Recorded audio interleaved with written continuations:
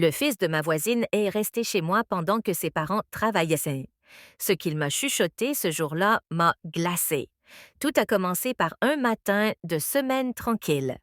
Un de ces matins où rien ne semble spécial, rien ne semble différent, et où l'on suppose que la journée se déroulera comme les autres.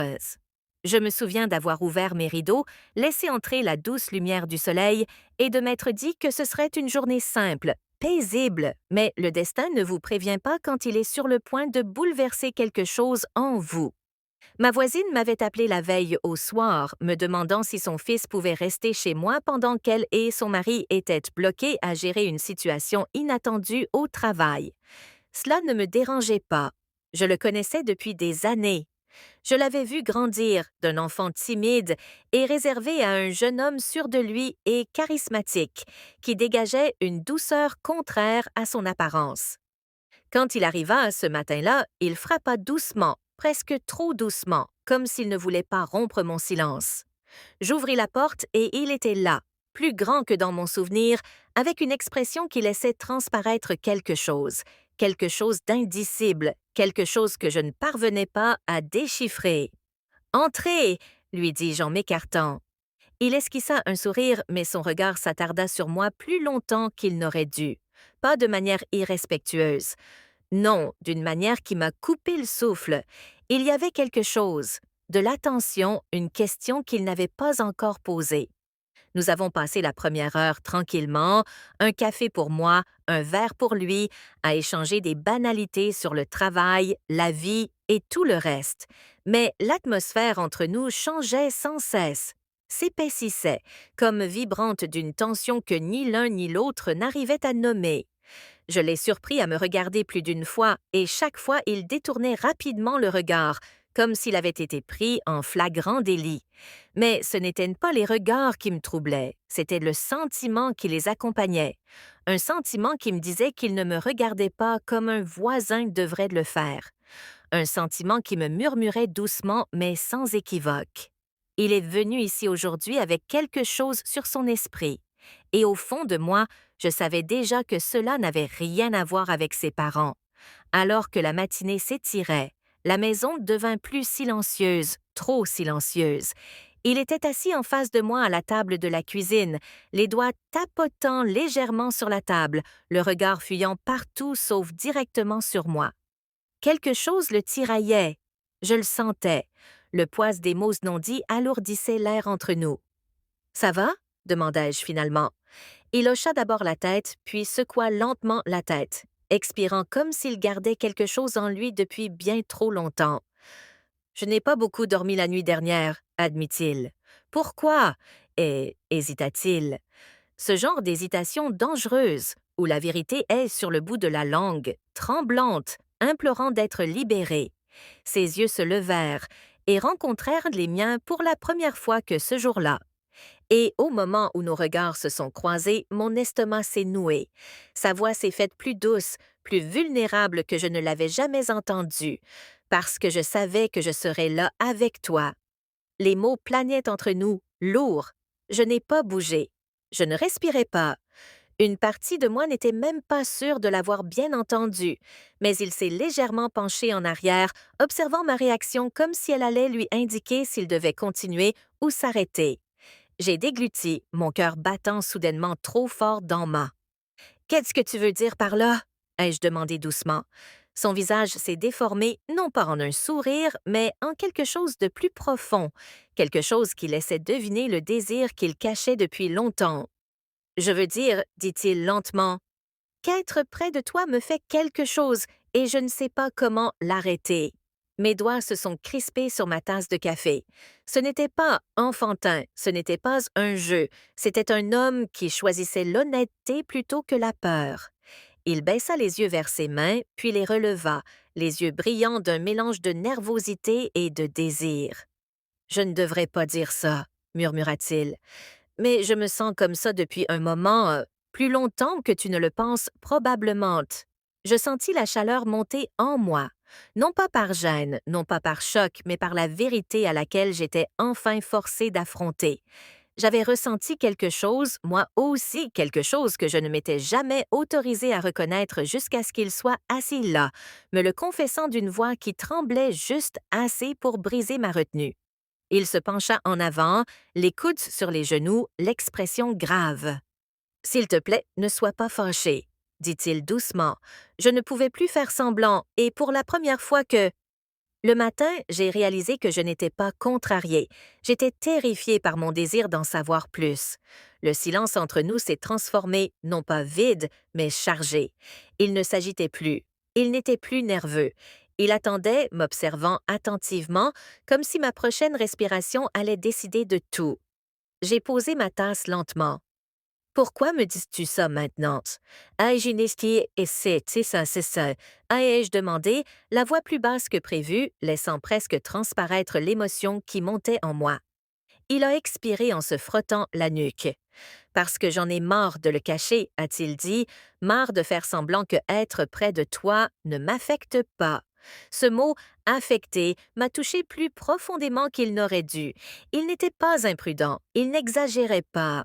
Il était honnête comme peu de gens le sont, et quelque chose en moi a réagi à cette vérité. Quand est-ce que ça a commencé? Ai-je demandé doucement. Il a laissé échapper un petit rire étouffé de ceux qui naissent du souvenir d'un moment qui a tout changé. Le jour où tu m'as aidé à ajuster ma cravate, dit-il, tu étais si près que j'en ai oublié de respirer. J'ai senti une vague d'émotions m'envahir, se répandre lentement, me trahir. Je me suis souvenu de ce jour. Je me suis souvenu de la façon dont il avalait sa salive avec difficulté, son pouls visible juste sous sa peau. De la façon dont il m'a remercié avec un sourire timide qui s'est prolongé plus longtemps qu'il n'aurait dû. Je ne me suis jamais autorisée à l'interpréter. Je ne pensais pas que tu l'avais remarqué, dis-je. Comment aurais-je pu ne pas le remarquer? Répondit-il, les yeux fixes, sincères. Tu es parti ce jour-là et j'ai su que j'étais en danger. Il se pencha en arrière sur sa chaise, sa voix devenant plus grave. J'ai essayé de l'ignorer. Mais chaque fois que je te vois, je ressens tout ça à nouveau. Mon souffle s'est coupé. Et que ressens-tu exactement? Ai-je demandé. Son regard s'est posé sur moi une fraction de seconde, juste assez pour rallumer la flamme qui brûlait en moi. Puis il a répondu d'une voix basse et posée. Attiré par toi plus que je ne devrais l'être, plus que je ne peux l'expliquer. Mon cœur battait la chamade. Il n'était plus un enfant. Il n'était plus incertain. C'était un homme qui me confiait quelque chose qu'il avait enfoui depuis bien trop longtemps. Et le pire, ou peut-être le plus dangereux, je ne voulais pas qu'il s'arrête. Il s'est penché en avant, les coudes appuyés sur les genoux, réduisant la distance entre nous sans même bouger de son siège. Mais si cela te met mal à l'aise, chuchota-t-il, dis-le-moi maintenant, je n'en reparlerai plus jamais. Je le regardais vraiment, à la sincérité, au désir, à la retenue qu'il s'efforçait tant de garder. Et au lieu de me détourner, je me sentis me pencher légèrement vers lui, juste assez pour qu'il voie la vérité dans mes yeux. Je ne suis pas mal à l'aise, dis-je doucement. Il eut le souffle coupé. La pièce sembla plus petite, chargée de cette anticipation silencieuse et dangereuse que ni l'un ni l'autre n'osions briser. Alors dis-moi, murmura-t-il, que ressens-tu en ce moment? Et je compris que je n'étais pas prête à mentir. Je ne lui répondis pas tout de suite, non pas parce que je ne savais pas ce que je ressentais, mais parce que, pour la première fois depuis longtemps, j'ai voulu savourer l'instant présent au lieu de le laisser filer. Il attendait, immobile, patient, mais visiblement retenant son souffle. J'aurais pu faire semblant, j'aurais pu balayer la chose d'un rire, retirer la conversation ou faire comme si je ne l'avais pas entendu, mais cela aurait été un mensonge, et le silence entre nous était déjà devenu trop sincère pour cela. Alors, au lieu de cela, j'ai laissé échapper la vérité dans un silencieux soupir. Je me sens comprise, ai-je murmuré. Et je ne m'y attendais pas aujourd'hui. Ses épaules se sont relâchées, un soulagement immense le submergeant comme une vague. Il s'est légèrement penché en arrière comme s'il avait besoin d'espace pour assimiler le poids de mes mots, mais son regard ne m'a pas quitté. Je ne savais pas si je l'imaginais, a-t-il dit doucement. La façon dont tu me regardes parfois, la façon dont ta voix change quand tu prononces mon nom. Je sentis la chaleur m'envahir à nouveau. Et si tu ne l'imaginais pas, demandai-je. Cette simple phrase changea tout. Il ne se précipita pas vers moi. Il ne gâcha pas l'instant par un geste imprudent. Il se contenta de s'approcher lentement, délibérément, et baissa la voix. Puis je disais, murmura-t-il, que ce jour n'était pas un hasard. Ces mots me transpercèrent parce qu'il avait raison. Le moment, la vulnérabilité, la façon dont il s'attardait dans l'embrasure de la porte, comme s'il attendait une invitation qu'il n'osait pas formuler. Rien ne semblait fortuit. Il marqua une pause, scrutant mon expression une dernière fois. « Je ne veux pas compliquer les choses pour toi, dit-il doucement. J'avais juste besoin que tu saches qu'être près de toi me fait quelque chose. Et si jamais tu ressens quelque chose de similaire, même un tout petit peu, dis-le-moi. » C'était, de façon inattendue, la chose la plus respectueuse qu'on m'ait dite depuis des mois. Aucune pression, aucune supposition, juste une porte ouverte. Un lent frisson me parcourut de l'intérieur, un frisson qui adoucit quelque chose en moi. Alors, j'ai fait la seule chose qui me semblait juste. Je me suis rapprochée assez près pour qu'il voie le sourire subtil qui se dessinait sur mes lèvres, assez près pour qu'il comprenne que je n'allais pas renoncer à ce qui se passait. « Ce n'est peut-être pas la fin de tout ça, » ai-je chuchoté. « Juste le début. » Son respiration se coupa. Un souffle rauque, non pas de choc, mais de quelqu'un qui attendait depuis bien trop longtemps d'entendre ces mots. Il hocha lentement la tête, les yeux à voix basse. « Alors je suivrai ton rythme, dit-il, aussi lentement ou aussi imprudemment que tu le souhaites. » Et d'une certaine manière, cette promesse, cette patience, cette chaleur enfouie sous la retenue sont restées en moi longtemps après qu'il ait franchi ma porte, longtemps après que la journée se soit terminée, longtemps après que la maison soit redevenue silencieuse.